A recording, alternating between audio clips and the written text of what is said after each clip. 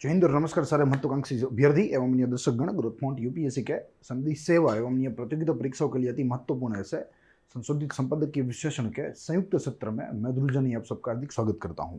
आज 9 अगस्त 2021 को संपादकीय लेखों में कोई महत्वपूर्ण लेख नहीं छपे थे, तो इसीलिए हम लोग आज 2 मीडिया रिपोर्ट के ऊपर बात करने वाले हैं। दोनों ही परीक्षा दृष्टि से महत्वपूर्ण है, साथ ही में समसामयिक विषयों के साथ भी संबंधी है। देखेंगे दोनों के टाइटल्स यहाँ दृश्यमान है आपको। एक मीडिया रिपोर्ट इंडियन एक्सप्रेस का है और दूसरा मीडिया रिपोर्ट द हिंदू का है। दोनों को देखेंगे। सबसे प्रथम J&J यानी कि Johnson and Johnson's single dose vaccine cleared. Yes, जो भारत में इमरजेंसी यूसेज ऑथराइजेशन मिल गया यानी कि EUA मिल गया है, तो उसके बारे में यहाँ देखेंगे।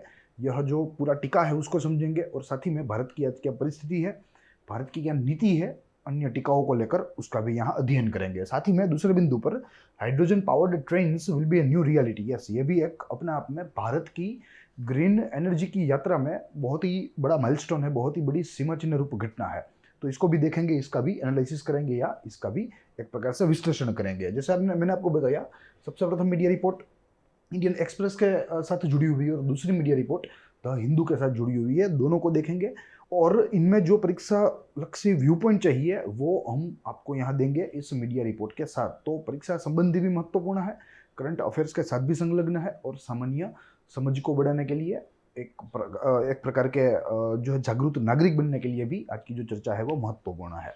देखेंगे यह पूरी चीज है। सबसे प्रथम जॉनसन एंड जॉनसन के सिंगल डोज वैक्सीन के बारे में बात करेंगे और कैसे यह भारत में आज नई नई वैक्सीनों का दौर चल रहा है, नई नई वैक्सीन को हम लोग ऑथराइजेशन दे रहे हैं। तो यहाँ भारत के अगर बात करें भारत के संदर्भ में, तो कुल 5 ऐसी वैक्सीन हो गई है जिनको आज दिन तक इमरजेंसी यूसेज ऑथराइजेशन मिल गया है। तो इन सारी चीज़ों को यहाँ एक परीक्षा दृष्टि से देखने का प्रयास करेंगे। साथ ही में अगर इस टॉपिक को हम लोग जोड़े यूपीएससी के मुख्य परीक्षा के साथ, उसके सिलेबस के साथ, तो हम यहाँ से GS paper 2 and GS paper 3 दोनों को जो है यहाँ जोड़ सकते हैं। GS पेपर 2 जिसमें गवर्नमेंट पॉलिसीज एंड इंटरवेंशंस है और GS पेपर 3 में issues and challenges relating to the development of social sector, जिनमें हेल्थ एक प्रमुख सेक्टर है। और साथ ही में GS पेपर 3 में हम लोग साइंस एंड टेक के बारे में भी यहाँ जो है बात कर सकते हैं या इस पर्टिकुलर मुद्दे को साइंस एंड टेक के साथ भी जोड़ सकते हैं। तो शुरू करेंगे हमारी चर्चा को संक्षिप्त और सचोट बनाने के लिए एक कार्य सूची के तहत हम लोग देखते हैं। सबसे प्रथम जिनमें चर्चा में की हुई उसकी बात करते हैं, वाई न्यूज़। दूसरे बिंदु पर about J&J vaccine and India, यानी कि भारत का क्या परिदृश्य है जॉनसन एंड जॉनसन की सिंगल शॉट वैक्सीन के साथ, वो देखना है। और वर्तमान भारत में क्या किस प्रकार की नीति चल रही है वैक्सीन को लेकर, किस प्रकार की नीति भारत अमली कर रहा है, इत्यादि चीज़ों पर यहाँ हमें बात करनी है। तो कुल मिलाकर 3 बड़े बिंदु पर चीज़ों को हमें देखना है। देखिए, जिनमें सबसे प्रथम है क्यों। तो भारत का जो ड्रग कंट्रोलर है, जिसे CDSCO के नाम से हम लोग जानते हैं, यानी कि central drug standard control organisation, बहुत ही बड़ी संस्था है। भारत में एपेक्स है अलग अलग दवाइयों को मंजूरी देने के लिए। उसके द्वारा American pharma giant Johnson and Johnson को, या जॉनसन एंड जॉनसन की जो एक वैक्सीन है उसको इमरजेंसी यूसेज ऑथराइजेशन मिल गया है। EUA stands for emergency usage authorisation. तो सबसे प्रथम बिंदु, भारत के ड्रग कंट्रोलर ने American pharma giant Johnson and Johnson के सिंगल शॉट वैक्सीन को EUA प्रदान कर दिया है। दूसरे बिंदु पर देखें तो with this move of drug controller, India's emergency usage authorization for COVID-19 toll reaches to 5, यानी कि पहले हमने टोटल 4 ऐसी वैक्सीन को EUA प्रदान किए हैं। इनमें से 2 को, इस पर्टिकुलर वैक्सीन के साथ 2 को हमने फास्ट ट्रैक EUA प्रदान की है, मगर अगर ओवरऑल संख्या देखें तो कुल 5 है जॉनसन एंड जॉनसन की सिंगल शॉट को मिला के। पहले ये आंकड़ा जो था वो 4 था। तो ये बात रही क्या। अब आगे देखें तो जॉनसन एंड जॉनसन की वैक्सीन वो भारत दोनों का परिदृश्य में देखना है। स्मार्ट ऐप की मदद से ही देखेंगे, एक माइंड मैप की मदद से अलग अलग बिंदुओं के ऊपर चीज़ें जो है वो यहाँ स्पष्ट की गई है। एक एक बिंदु को हम लोग देखेंगे। सबसे प्रथम, developed by Johnson and Johnson subsidiary Jansen pharmaceutical. Yes, ये प्रिलिमिनरी पॉइंट ऑफ व्यू से महत्वपूर्ण है क्योंकि आमतौर पर पूछी जाती है। जैनसन फार्मास्यूटिकल्स जो कि जॉनसन एंड जॉनसन की एक जो है सब्सिडरी है, एंड जॉनसन एंड जॉनसन जो है वो एक अमेरिकन फार्मा जायंट है। फिर उसके बाद the vaccine has shown 85% effective या effectiveness in preventing severe disease in phase 3 human trial. Yes, तो it is effective plus single shot है, जैसे यहाँ दृश्यमान है, तो ये एक इसका अलग फीचर है। तो इसकी efficacy 85% in phase 3 of human trials and it is single shot as well. उसके बाद देखें तो second covid vaccine granted under EU है by fast track approval. Yes, तो फर्स्ट वो स्पुतनिक वी को ऐसे ही भारत के ड्रग कंट्रोलर ने इमरजेंसी यूसेज ऑथराइजेशन तो प्रदान कर दी है, मगर वो भी फास्ट ट्रैक, वो भी बहुत ही गति से, वरना यूए प्रदान होते हैं मगर एक प्रकार की मोडस ऑपरेंडी होती है, एक प्रकार की कार्यशैली होती है, उसके तहत वो अप्रूव होती है। मगर यहाँ इन दोनों को, यानी कि जॉनसन एंड जॉनसन की सिंगल शॉट को प्लस उसका पहले स्पुतनिक वी को, रशिया की जो है, उसको दोनों को फास्ट ट्रैक अप्रूवल दिया गया है। तो ये इस प्रकार की दूसरी रसी बनी या दूसरा टीका बना। Overall 5th covid vaccine to get EU है। यस, फास्ट ट्रैक, बिना फास्ट ट्रैक की बात करें ओवरऑल तो इट इज 5th, जो हमने आगे भी देखा। तो ये बात रही about Johnson and Johnson vaccine and India की। प्लस उसके बाद देखें इंडियाज करंट पॉलिसी मैकेनिज्म, आज भारत का क्या स्टैंड है, प्लस भारत की जो सरकार है वो क्या क्या जो है प्लेटफॉर्म्स बना रही है, नई नई वैक्सीन यहाँ भारत में आए, लोगों को लगे, वैक्सीन शॉर्टेज ना हो, प्लस बूस्टर डोज के लिए भी हमें तैयार होना है। साथ ही में हमारे ऊपर तीसरी लहर, चौथी लहर का जो खतरा है वो मंडरा रहा है। तो ऐसे में पूरी जनसंख्या को, पूरी आबादी को कैसे त्वरित या कैसे जो है तेज गति से वैक्सीनेटेड किया जाए, तेज गति से उन्हें इनओक्यूलेटेड किया जाए, तो ये उन सारी चीज़ों के लिए सरकार जो है वो आज प्रयास कर रही है। अलग अलग वैक्सीन को, उनके कैंडिडेट्स को इमरजेंसी यूसेज अप्रूवल दे रही है, वो भी फास्ट ट्रैक मोड पर दे रही है कि ज़्यादा से ज़्यादा वैक्सीन यहाँ भारत में आए, कॉमर्शियली वे भारत को वैक्सीन बेचे और भारत के लोगों को वैक्सीन लगे। देखेंगे यहाँ on April 13 India changed its policy on regulatory approvals for foreign manufacturers to commercially market their कोविड-19 वैक्सीन। यस, ऑन April 13, क्योंकि अब भारतीय सरकार को लगने लगा कि भाई पॉलिसी में हमने फेरफार नहीं किया तो जो बाहर के जो खिलाड़ी है, जो उत्पाद करता है वैक्सीन के, वो यहाँ भारत में अपनी वैक्सीन नहीं बेच सकेंगे कॉमर्शियली, या जो है बिन कॉमर्शियली कह लीजिए, बिन वाणिज्यिक दृष्टि से कह लीजिए। तो ऐसे में जो रेगुलेटरी रिजाइन है उसे लिबरलाइज करना सरकार की जिम्मेदारी है, जो सरकार ने यहाँ April 13 से शुरू की, ऐसा कहा गया है। India changed its policy on regulatory approvals. Yes, India changed its policy on regulatory approvals for foreign manufacturers, यानी कि जो विदेशी उत्पाद करता है उनको भारत में बेचने के लिए जो पहले दिक्कतें होती थी, जो पहले प्रोसीजर्स का सामना करना पड़ता था, वो अब कम कर दिया है, वो अब लिबरलाइज कर दिया है।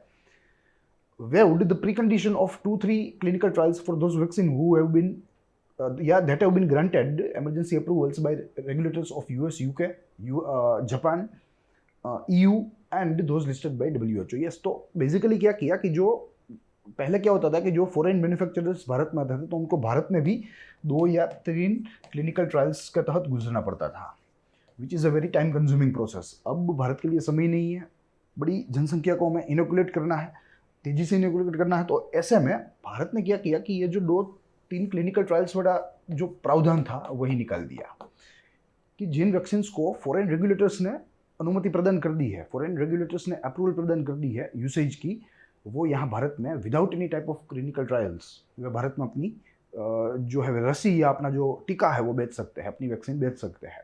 तो एक तरीके से आज अगर समझ लीजिए कि जो mRNA है या यूरोप की कोई रसी है या स्पुतनिक है या कोई भी अदर है, तो अगर वे अपने देश में अप्रूव हो गए हैं, अपने रीजन में अप्रूव हो गए हैं यूसेज के लिए, तो उन्हें भारत में फिर से अप्रूव होने के लिए फिर से क्लिनिकल ट्रायल्स के तहत नहीं गुजरना पड़ेगा। तो ये एक प्रकार से बहुत ही अच्छा कदम है भारतीय सरकार का, जो 13 अप्रैल से लिया गया था। On June 29 American biotechnology firm Moderna became first foreign company to get emergency जो है usage under liberalised regulatory regime. ठीक है, तो ये पर्टिकुलर बात है जिसके तहत अमेरिकन बायोटेक्नोलॉजी मॉडर्ना सबसे प्रथम कंपनी बनी जिसे भारत में इस तरीके से अप्रूवल मिला हो। अपने रीजन में अप्रूवल हो गया हो तो उन्हें भारत में फिर से अप्रूवल करवाने की ज़रूरत नहीं है। तो ये अपने आप में एक पहला इसका उदाहरण है जो कि मॉडर्ना है। और मॉडर्ना के द्वारा बनाई जाने वाली जो रसी है mRNA, ठीक है, वो अब भारत में बिक सकेगी, भारत में उसको उपयोग में लिया जा सकेगा without any type of 2 or 3 pre clinical trials. Plus India is also expanding it's basket, it's covid vaccine basket. जैसे हमने देखा कि यह टोल जो है वो अब 5 तक पहुंच गया है, जिनमें काफ़ी सारी वैक्सीन्स इंक्लूडेड हैं। We will have a look at them. First of all Covishield, जो कि एस्ट्राजेनेका का भारतीय संस्करण है और भारत में सीरम इंस्टीट्यूट के द्वारा बनाई जा रही है। फिर उसके बाद कोवैक्सीन है जो 100% भारतीय है और भारत बायोटेक द्वारा बनाई जा रही है, भारत बायोटेक लिमिटेड। फिर उसके बाद स्पुतनिक है जो कि रशिया स्थित गामालेया एपिडेमियोलॉजिकल रिसर्च सेंटर के द्वारा बनाई जा रही है।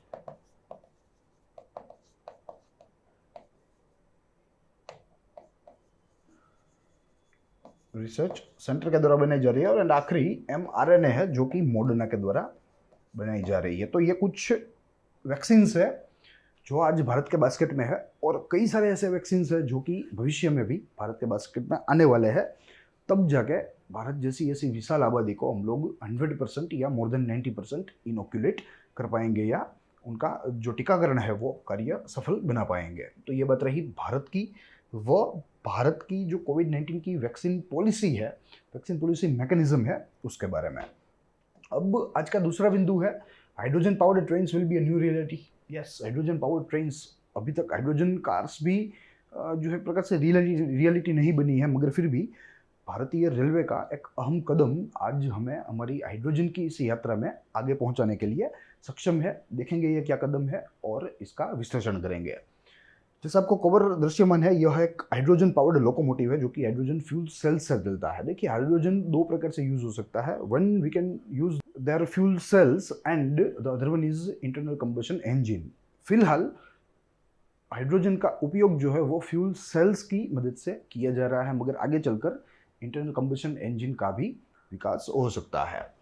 4 बिंदु में यह चीज़ों को समझना है। सबसे प्रथम वाई न्यूज़ चर्चा में क्यों है उसकी बात करेंगे, फिर बाद में अबाउट मीडिया रिपोर्ट देखेंगे कि ये मीडिया रिपोर्ट क्या कहता है और इसमें भी जो कोई महत्वपूर्ण माहिती है जो हमें हमारे प्रिलिमिनरी, हमारे मुख्य परीक्षा एवं हमारे इंटरव्यू तक हमें मददरूप साबित हो सकती है, उनको यहाँ देखेंगे। Then after we will be talking about national hydrogen mission, जो बहुत ही महत्वपूर्ण पॉइंट है, बहुत ही महत्वपूर्ण मुद्दा है इस पूरी चर्चा का। And then after Indian railway organisation of alternate fuel, तो इसको भी देखेंगे क्योंकि भारतीय रेल जो है वो अपने आप में अल्टरनेट फ्यूल के लिए आज कोशिश कर रही है कि वो फॉसिल फ्यूल्स का यूज़ जो है वो ज़ीरो कर दे, क्योंकि वो अपने आप में कॉस्टली भी है और साथ ही में क्लाइमेट को डैमेज भी करता है, ग्लोबल वार्मिंग क्रिएट करता है या कार्बन एमिशन क्रिएट करता है। तो क्लीन रेलवे की तरफ भारतीय रेलवे जो है वो जा रही है और अल्टरनेटिव फ्यूल का जो ऑर्गेनाइजेशन है वो इस बात को सुनिश्चित करता है जो अल्टरनेट एनर्जीज है जिनका यूज़ किया जा सके रेलवे में, उसके ऊपर ये बोर्ड काम करता है। तो इसके बारे में, उनके उद्देश्य व उनके कार्यों के बारे में भी थोड़ा सा देखने का प्रयास करेंगे, जो हमें हमारी मेंस परीक्षा में, वो इंटरव्यू में एवं एक सामान्य समझ बनाने के लिए हमें मददरूप साबित होगा। सबसे प्रथम शुरू करेंगे वाई न्यूज़ से हमारी चर्चा। 3 बिंदु देखने। सबसे प्रथम, Indian railway took historical decision to run hydrogen cell under national hydrogen mission, hydrogen train under national hydrogen mission. तो ये भारतीय रेलवे का एक ऐतिहासिक निर्णय आज दिन तक का गिना जाता है। दूसरे बिंदु पर, Indian railway organisation for alternate fuel decided to retrofit 89 kilometre stretch of northern railway. ठीक है, उत्तरीय रेलवे का एक स्ट्रेच जो कि भारतीय रेलवे ने डिसाइड किया है कि हम 89 किलोमीटर के एक लंबे स्ट्रेच को जो है वहाँ जो डेमो ट्रेन्स चल रही है उनका कन्वर्जन करेंगे हाइड्रोजन सेल में, और वहाँ पहले एज अ पायलट प्रोजेक्ट हम लोग यह पूरे प्रोजेक्ट को लॉन्च करेंगे। देखेंगे कि कितना एफिशिएंट है, कितना इफेक्टिव है। And it is a very big thing because for the first time tender has been invented for running trains from hydrogen fuel. ये देश में पहली बार घटी घटना है कि रेलवे ने सामने से हाइड्रोजन पर ट्रेन्स चलाने के लिए किसी भी प्रकार के टेंडर मांगे हो। तो ये अपने आप में एक सीमा चिन्ह रूप घटना है। उसके बाद देखें तो अबाउट मीडिया रिपोर्ट, कई सारे बिंदु है जो कि हमें यहाँ मीडिया रिपोर्ट से जानने मिले हैं, कई सारी माहितियाँ हैं जो कि प्रिलिमिनरी मुख्य परीक्षा एवं हमारे इंटरव्यू के लिए मददरूप साबित हो सकती हो। साथ ही में जो मैं आपके ऊपर बहुत ही दबाव जो दे रहा हूँ बार बार कि ये सारी चीज़ें महत्वपूर्ण है, मीडिया रिपोर्ट जो छपे हैं उसमें काफ़ी सारी माहितियाँ हैं, तो एक बात मैं आपको बता दूं कि जो न्यूज़पेपर्स है वे पावर हाउस होते हैं करंट अफेयर्स का। ठीक है, तो अगर आप प्रतिदिन कोई भी एक न्यूज़पेपर को अच्छे से पढ़ सको, अच्छे से एनालाइज कर सको, तो मुझे लगता है कि आपका 80 से 85% जो करंट अफेयर्स है जो आपकी परीक्षाओं में पूछा जाता है वो आपका वहीं से हो जाएगा। मगर condition is you need to not just only read as like newspaper, but you need to note as a reference book. आप जैसे रेफरेंस बुक का रीड जो है उसका वांचन करते हो, उसको रीड करते हो, तब जब आप उनमें से नोट बनाते हो, माइंड मैप्स बनाते हो, चीज़ों को जो है हाईलाइट करते हो, वैसे ही आप न्यूज़पेपर पढ़ने की जो है आदत डालिए, तब जाके आपका करंट अफेयर जो है वो बहुत ही आसानी से हो सकेगा। साथ ही में गूगल रखिए, जो चीज़ें आपको मालूम नहीं है, जो चीज़ों के जिन चीज़ों के बारे में आप स्पष्ट नहीं हो तो आप वो स्पष्ट करते जाए। ऐसे अगर आप न्यूज़पेपर्स का रीडिंग करेंगे तो आपका करंट अफेयर मुझे लगता है कि 100% कंप्लीट हो जाएगा, बहुत ही बेहतर हो जाएगा। तो इसीलिए जो चीज़ें हिंदू में या इंडियन एक्सप्रेस में छपती है तो हम उनको बहुत ही माइन्यूटली पढ़ते हैं, उनको माइंड मैप्स में या एक प्रकार से एनालिटिकल फॉर्म में आपके सामने प्रेजेंट करने का प्रयास करते हैं, जो कि अपने आप में परीक्षा लक्षी माहिती हो, महत्वपूर्ण माहिती हो। तो देखेंगे ये सारी चीज़ें जो यहाँ इस स्क्रीन में आपको दृश्यमान है, इस स्लाइड में, वो सारी चीज़ें न्यूज़पेपर में ही दी गई है। आप देखना कि कितने महत्वपूर्ण बिंदु यहाँ दिए गए हैं। सबसे प्रथम, primarily 2 demo trains will be converted and run by hydrogen cell. Yes, 2 demo trains को कन्वर्ट किया जाएगा, रेट्रोफिट किया जाएगा, जो हमने देखा नॉर्दर्न रेलवे के स्ट्रेच में। Then narrow gauge will be converted. फिर उसके बाद जहाँ जहाँ नैरो गेज की कनेक्टिविटी है, वैसे तो नैरो गेज की कनेक्टिविटी अब बहुत ही सीमित है, मगर जहाँ जहाँ है वहाँ हाइड्रोजन सेल वाली जो ट्रेन है, जो लोकोमोटिव है, उसका एक प्रकार से एक्सपेरिमेंट किया जाएगा। Then it's successful, the entire train network will be converted. Yes, अगर एक बार यह चीज़ें जो है वो सफल हो जाए तो पूरे भारत का जो ट्रेन नेटवर्क है उसे ट्रांसफॉर्म कर देंगे हाइड्रोजन ट्रेन नेटवर्क में। प्लस यहाँ एक हमें उदाहरण दिया गया है कि कहा गया है कि कन्वर्जन ऑफ 1 लोकोमोटिव, यानी कि किसी भी एक इंजन जो डीजल से आज जो चल रहा है, अगर उसका कन्वर्जन हो जाए हाइड्रोजन में, तो प्रति वर्ष रेलवे उस एक लोकोमोटिव से तकरीबन 2.3 करोड़ रुपए बचा सकती है प्रति ईयर। तो आप समझिए कितनी बड़ी हमारी रेलवे है, कितना विशाल उसका वहीवट है और कितने सारे लोकोमोटिव्स है। तो अगर इन सारे लोकोमोटिव्स को हम लोग हाइड्रोजन में कन्वर्ट कर पाए और ये जो आज रेलवे की कोशिश है अगर वो सफल हो जाए, तो हमें at the end of the year billions of rupees का मुनाफा हो सकता है। साथ ही में कार्बन फुटप्रिंट भी ज़ीरो हो जाएगा, जो आज रेलवे के द्वारा बड़े पैमाने पर जो है उसका उत्सर्जन किया जा रहा है। उसके बाद it will cut emissions to.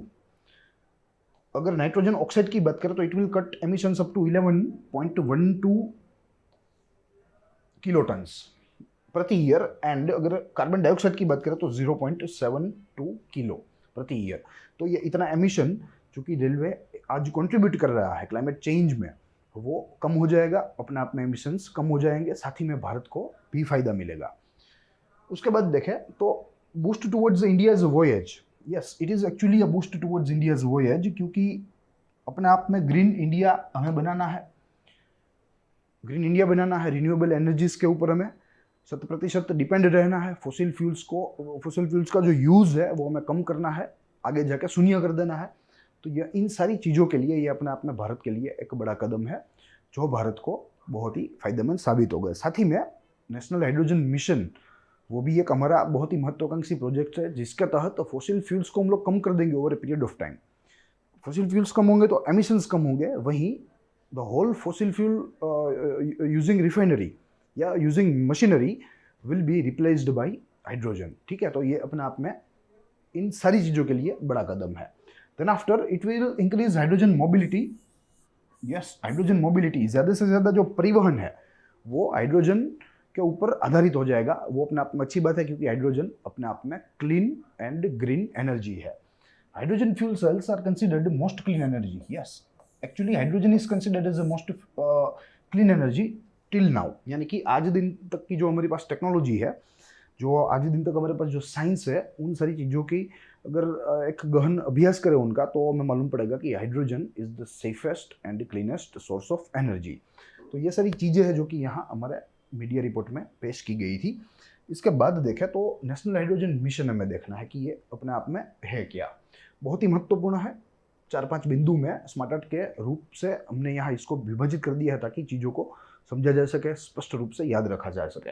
देखेंगे सबसे प्रथम union budget 2021-22 announced national hydrogen mission that will draw up a roadmap for using hydrogen as an energy source. Yes, it has been envisaged in the union budget of 2021-22, यानी कि जो budget गया उस budget में ही national hydrogen mission के बारे में कल्पना की गई है और कहा गया है कि आगे के समय के लिए एक ब्लूप्रिंट तैयार करनी है जहां hydrogen will be the chief source of energy. Then after focus on generation of hydrogen from green power resource. Yes, green power resource यानी कि रिन्यूएबल्स।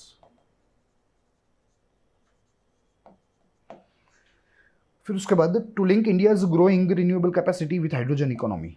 यस, क्योंकि जैसे हमें मालूम है कि हमारा एक बहुत ही महत्वाकांक्षी उद्देश्य है जो कि 2022 तक हमें कंप्लीट करना है और 175 गीगावाट हमें वीज उत्पादन करना है मात्र और मात्र रिन्यूएबल्स की मदद से। तो ये इस पर्टिकुलर महत्वाकांक्षी उद्देश्य को भी प्राप्त करने के लिए हमें फायदेमंद साबित होगा। It got impetus in 2021-22 budget. Yes, इसे एक प्रकार से महत्वता दी गई, महत्वता प्राप्त हुई बजट 2021-22 के, और इसके साथ ही 1500 करोड़ रुपए रिन्यूएबल एनर्जी के लिए और नेशनल हाइड्रोजन मिशन के लिए आवंटित किए गए। तो ये भी एक अपने आप में यहाँ से प्रीलिमिनरी पॉइंट ऑफ व्यू से साथ ही में एक समझ बनाने के लिए महत्वपूर्ण बात है। आगे देखें तो national hydrogen mission initiative will capitalise on one of the most abundant elements of the earth. Yes, hydrogen is one of the most abundant element and it is cleaner as well, यानी कि वो स्वच्छ भी है और बहुत ही बड़ी मात्रा में पूरे पृथ्वी के ऊपर पर्याप्त मात्रा में हमें मिलता है। Usage of hydrogen it helps achieving the emission cut goals under Paris agreement. Yes, जो पेरिस एग्रीमेंट, जो महत्वाकांक्षी एग्रीमेंट है जिनमें भारत समेत अलग अलग देशों ने कमिटमेंट दिए हैं और कहा है कि हम लोग हमारे जो एमिशंस है उसे कट कर देंगे, carbon emissions, we will be heading towards green energy. तो ये सारी जो हमारी शर्तें हैं या जो सारे हमारे वादे हैं पेरिस क्लाइमेट में, उनको परिपूर्ण करने के लिए ये हमें काम लगेगा। Also it will also reduce India's dependence on fossil fuels, यानी कि जो आज भारत का जो 70% डिपेंडेंस है, क्योंकि आज भारत के लिए चीफ सोर्स जो है वो फॉसिल फ्यूल है, क्योंकि और कोई अल्टरनेट नहीं है। तो ये अल्टरनेटिव प्रदान करेगा हाइड्रोजन और भारत को यहाँ फॉसिल फ्यूल्स के ऊपर जो भारत आधारित है उसे भी कम कर देगा। तो ये अपने आप में नेशनल हाइड्रोजन मिशन का एक ख्याल है जो हमें मालूम होना चाहिए, परीक्षा के लिए भी, सामान्य समझ बनाने के लिए भी ज़रूरी है। प्लस हमें यहाँ से कुछ चीज़ें देखनी है जो हमें हाइड्रोजन के बारे में कुछ तथ्यात्मक माहितियाँ प्रदान करेगी। ये प्रिलिमिनरी पॉइंट ऑफ व्यू से महत्वपूर्ण है। वैसे तो यूपीएससी के पॉइंट ऑफ व्यू से ऐसी बेसिक माहितियाँ वो नहीं पूछते, मगर यहाँ चीज़ों को समझने के लिए, एक समझ को बनाने के लिए, एक 360 डिग्री व्यू बनाने के लिए यह सारी तथ्यात्मक बातें भी थोड़ी जरूरी है। तो हम लोग यहाँ देखते चलेंगे। सबसे प्रथम, hydrogen is the lightest and first element on periodic table. Yes, it is lightest wait wise, mass wise and periodic table की बात करें जो कि साइंस में, साइंस के तत्वों के लिए, तत्वों को जानने के लिए ज़रूरी है, उसमें प्रथम क्रम है। प्रॉपर्टीज़ की बात करें तो hydrogen is non toxic, non metallic, odourless, tasteless, colourless, highly combustible. ठीक है, तो ये कुछ इनकी प्रॉपर्टी है जिनमें नॉन टॉक्सिक यानी कि बिनजरी है, नॉन मेटालिक है यानी कि धातु नहीं है, ऑर्डरलेस है, कोई किसी भी किस्म की इनमें खुशबू नहीं है, दुर्गंध नहीं है, इट इज टेस्टलेस, स्वाद नहीं है, बेस्वाद है, कलरलेस, बेरंग है, एंड हाईली कंबस्टिबल यानी कि बहुत ही जो है ज्वलनशील है। तो ये सारी कुछ इनकी प्रॉपर्टी की बात रही। Plus it is a zero emission fuel burned with oxygen. Yes, अगर हाइड्रोजन को हम लोग फ्यूल के रूप में उपयोग करें फिर भी ये अपने आप में जीरो एमिशन फ्यूल है। ठीक है, क्योंकि इसमें कोई फुटप्रिंट्स उत्पन्न नहीं होती, जैसे पेट्रोलियम डीजल में फुटप्रिंट्स उत्पन्न होती है वैसी यहाँ हाइड्रोजन में उत्पन्न नहीं होती। And it is burned with oxygen, can be used as a fuel cell and in internal combustion engine. Yes, मगर आज जो भारतीय रेलवे तैयारी कर रहा है वो फ्यूल सेल के बारे में तैयारी कर रहा है।